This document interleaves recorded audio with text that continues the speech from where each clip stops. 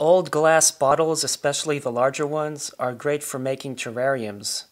Over here I have a carnivorous plant terrarium set inside a glass juice bottle and placed on a nice piece of old Malaysian driftwood.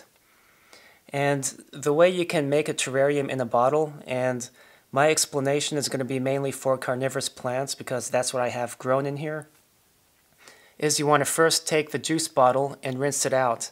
Now if you have a label on it that's glued on really strong, acetone works great at trying to remove all the sticky gum from the adhesive of putting the label on the bottle.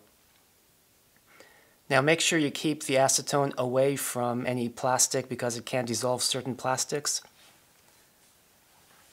And then you want to use some nice tongs like these, and once you've rinsed off the inside, you take the tongs and you take some paper towels. So like a paper towel, you can put the tongs in the towel like this, run it through and make it nice and dry to ensure you don't have any water spots.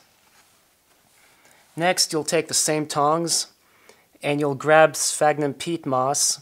And many people in terrariums, they suggest using activated carbon, charcoal, put layers of stuff. You have a very thin area here for the soil, and peat moss is sufficient. Don't listen to all these other people. They say, oh, the charcoal would minimize the smell. I don't smell anything when I stick my nose to the bottle, and either way, it's contained in the bottle. Who cares? But so far, I planted this back in October, and I put it near the windowsill. It is now March, so it's been about 5 months. And I have a little bit of live sphagnum moss, which you can see here and here. I have a small North American pitcher plant seedling, and it's of the genus Sarracenia purpurea as the species. So it's basically a purple pitcher plant. And right down here, over here, I have the remnants. You know, it was a little bigger, and now you have a couple small plantlets growing of a Drosera capenensis, or the Cape sundew. And I do have a couple teeny tiny pieces. I think, if I remember right, I planted a small dwarf sundew, Drosera rotundifolia or indicta, one of those varieties. Anyway, I hope to plant a couple more things in there in the springtime. And what you want to do, anyway, to get the sphagnum peat moss in there without getting the rest of the bottle dirty, is to use the tongs and grab little clumps and stick them in there and set it down. And then you'll do the same thing to slowly get the plants positioned where you want to. And you can also use forceps like these. And they also come in straight varieties, and you can find some that are longer than these if you preferred forceps. But these nice 12-inch tongs are adequate and sufficient enough. Now, you also want to make sure you have it flat depending on how you want to position the bottle on the driftwood. So here, you know, I have it setting, there's what the driftwood looks like. So I have it sitting that way. Now, there is a little bit of residue of peat moss here on the bottle, as you can see. And slowly over time, as you water it, it will, you know, go away, but you don't want to get it on the bulk of the rest of the glass because that's going to obstruct the view and look messy.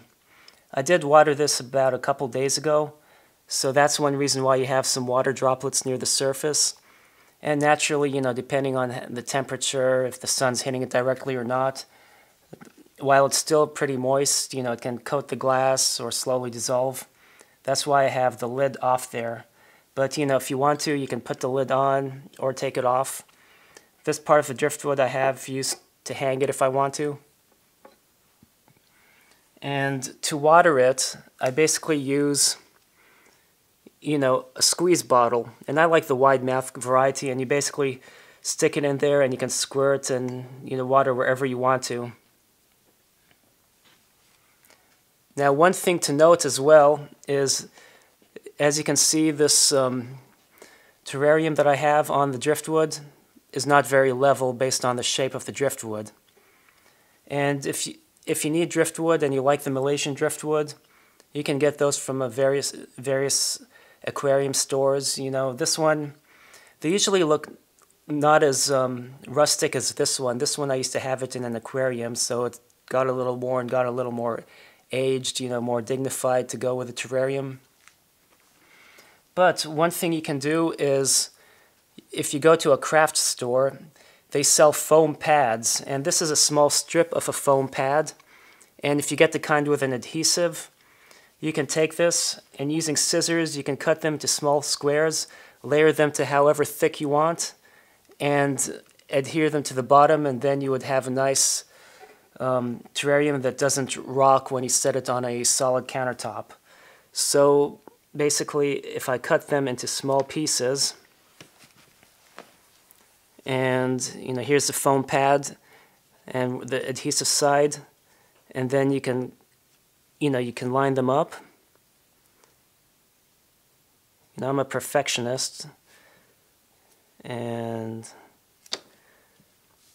basically you can set them one by one, and then once you have it thick enough, you can stop, and if you need more thickness, you can always peel the stickiness and then stick them on, set it underneath like that, to where that part will stick on the driftwood, and it will be level.